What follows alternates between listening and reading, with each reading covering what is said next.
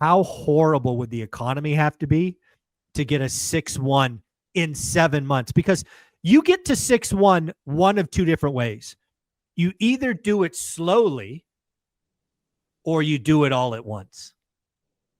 And when you have a window that is only 7 months long, it certainly feels a lot more all at once, which means recession.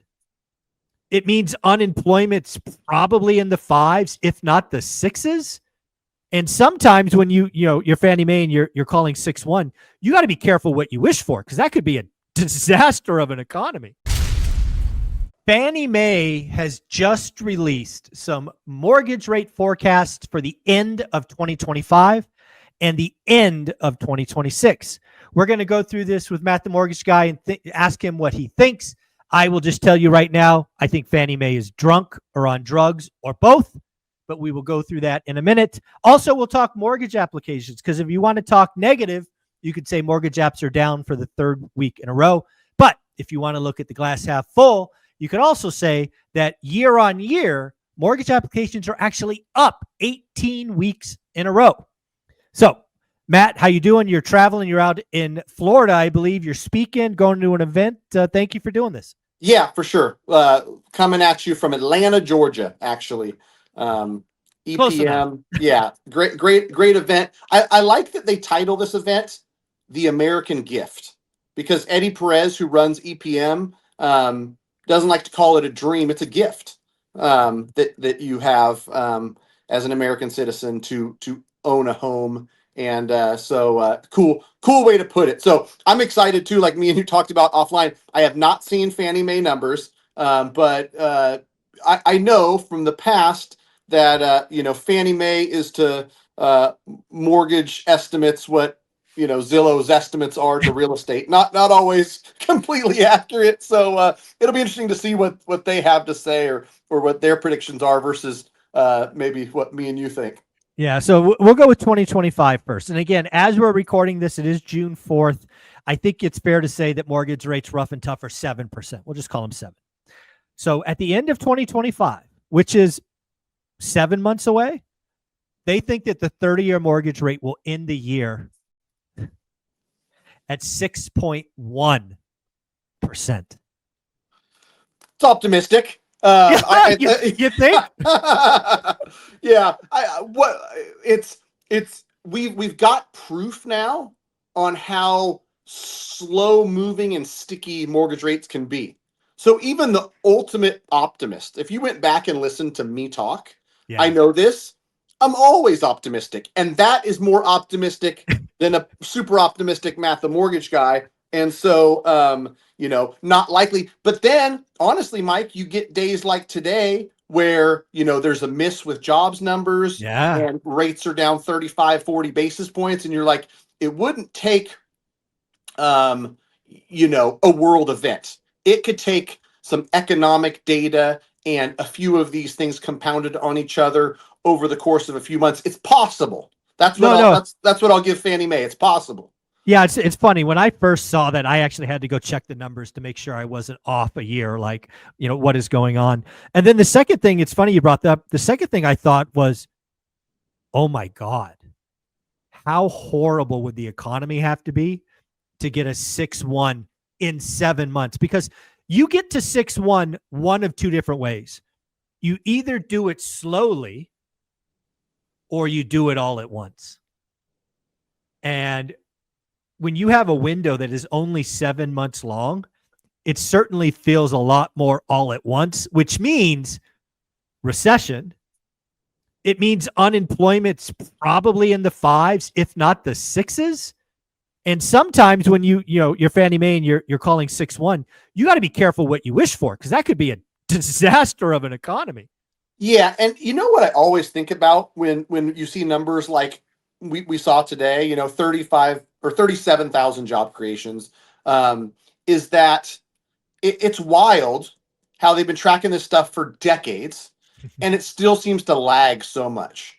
If we go back a few months, everything's great, sales are great, unemployment great, and guys like me and you, even me who's only halfway paying attention, are like, is it really that great? It doesn't feel that great. The conversations aren't that great. And so, it's no surprise. And so I think how, I look at it in regards to mortgage rates is, a lot of this stuff that seems to have already kind of transpired in the market just gets revealed over the Yeah. next few months based on how they track it. And then we see a decline in mortgage interest rates. So, yeah, we'll see, because even Barry Habib, who's a real optimist, on a call that I listened to this morning, said, be careful, right? There's a lot of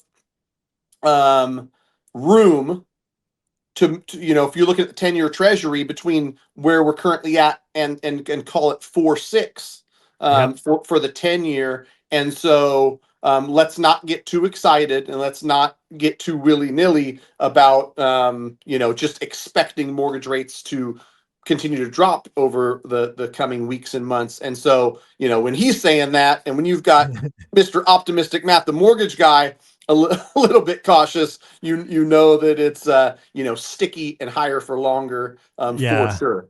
Yeah. Well, let's get into 2026. I actually will admit that 2026 seems to me, again, to be more possible than their 2025 call, X, a horrible economy. But their call for 2026 is actually 5.8% by the end of the year. That's 18 months away, rough and tough, maybe 19 months away. But they're talking mortgage rates in the fives, right? If the average, help me out here, you're in the business. So if the average mortgage rate's 5.8, that means with points, somebody could probably get in the fours. Probably, yeah. It might get expensive, but it's about 1% lower than we are now. Today's says 687 or something, and I know from looking at it again, a million different scenarios we can look at. We can look at conventional versus FHA or VA, and we can look at 10% down or 40% down. And so it's a pretty big spread. But for conventional, which again, these Fannie projections are conventional, you can, for rough math, probably take 0.5% off of all these numbers for a government loan, for an FHA or VA loan. And so if we're 6.8, I think I looked at one the other day where it was, and this changes too, where the incremental change in rate that you can buy down on some days might be, you can buy a whole 1.25% for 2 points. And then other times you only can buy 0.5%. Right now, it falls off of a cliff, meaning it's really expensive to buy it down to 6.25. And we're talking like 2 points, 2.5. I have a client who had an $800,000 loan. 2.5 points on 800 grand is $20,000. Yeah. No way you would ever advise that person to buy it down to 6.25. But again, a month from now, that rate sheet might look different, and lenders might have 599 opened up, and it only cost 1.5 or whatever the case may be. But to answer your question in the longest winded fashion I can, if you're at 5.8, you're going to have low fives for government stuff. You're going to be able to buy it into the low fives on conventional at the very least. And the government stuff, you're probably buying down to mid fours or something. Yeah. So, things get interesting. If you could get FHA and VA loans with a 4 handle on it, with a little bit, because again, folks, don't forget, you can get the seller to pay for that. Yeah, it could be a really good year for real estate next year. Again, that's Fannie Mae's call, not mine, but I thought it was interesting. Now let's talk mortgage activity, because I really think this is interesting. Shout out Logan Montashami for putting this out. I'm just parodying his words. You can really look at the data we get every Wednesday from Mortgage Business Association, MBA, I think it's called, and either be glass half full or glass empty, or half full or half empty. So let's do the half empty first, because everybody likes negativity. This is the third week on week in a row where mortgage applications are negative. So again, we have a trend where mortgage applications week on week are negative. Again, higher rates, lower demand, crazy talk of housing crash, all of this stuff. But when you look week on week, down 3 weeks in a row. However, if you step back and you don't stare at the tree and you look at the forest, it is also factually correct that we have 18 weeks of year-on-year positive numbers. So if you step back and think about your business last year, you have had 18 weeks in a row where business is better this year.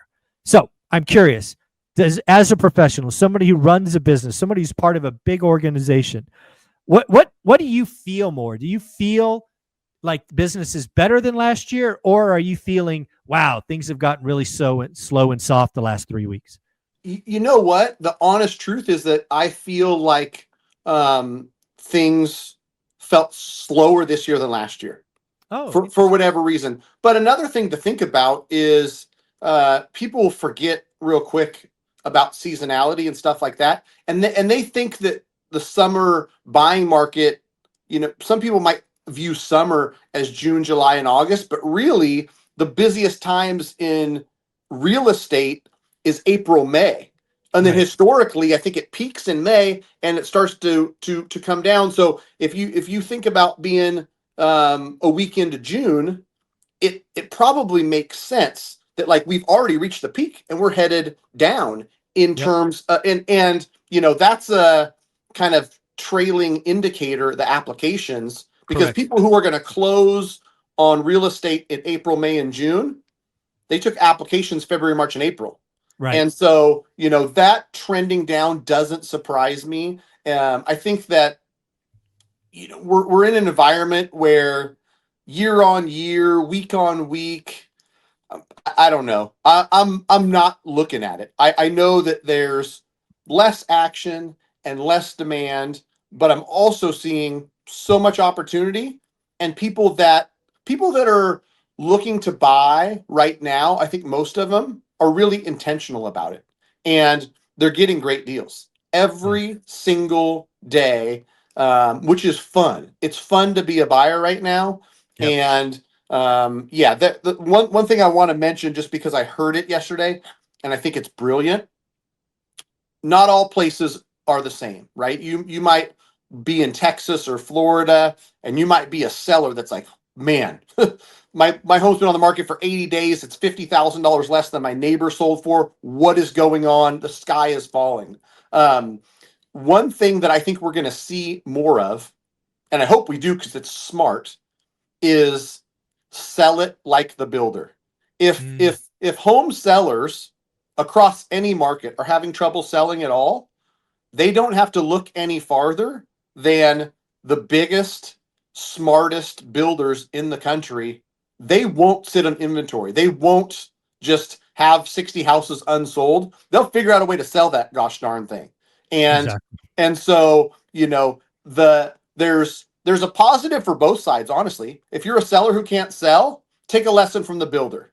Use a concession that works, that helps the buyer structure a mortgage that makes sense for them, buy that rate down to 5.75. And then if you're a buyer, oh my gosh, like, you think it's cool how people who buy new builds get these crazy incentives and they structure great mortgages? Do that on a resale home. Just Exactly. figure out a way to structure your offer to where it works. And you need 20,000. I've been part of so many. I've been part of more great deals this year, Mike, than I think any other year in my whole mortgage career. Nice. $20,000 in credit covered every last dime of costs and a $30,000 price reduction. That was one that we closed last week. In Florida, one that's closing either tomorrow or Friday. ORaaT listener, shout out. I won't name names because I haven't got permission, but negotiated a sweet deal, got a price that he loved, got seller concessions, and then in negotiations and inspections said, "Oh, there's an issue with this. I'd like another $4,500 in credit." We were in the glorious position. We had to figure out, like, what do we want to do? And so that was the conversation yesterday is, hey, Mr. ORaaT buyer, currently we're locked in at 6.75. We've got an extra $4,500 in credit that we want to use so we don't lose it. We've already got all your closing costs paid for. He's got a $4,500 earnest money deposit that he put down in this house. And I said, we can go down to 6.5 and you'll still get that full $4,500 back, meaning zero out of pocket, not a dime. But then you're going to leave about $1,200 in seller credit on the table and you're not going to use it all. Or we go to 6.25. That rate cost you a little bit into your refund. So you're only going to get 3,300 of your 4,500 back, but you save $75 a month. And I thought that made sense. So that's what he decided on. It's his loan. He gets to choose. And so we're at a 6.25, 30-year fixed. We got a reduction in price. We got every last dime of the closing cost paid for.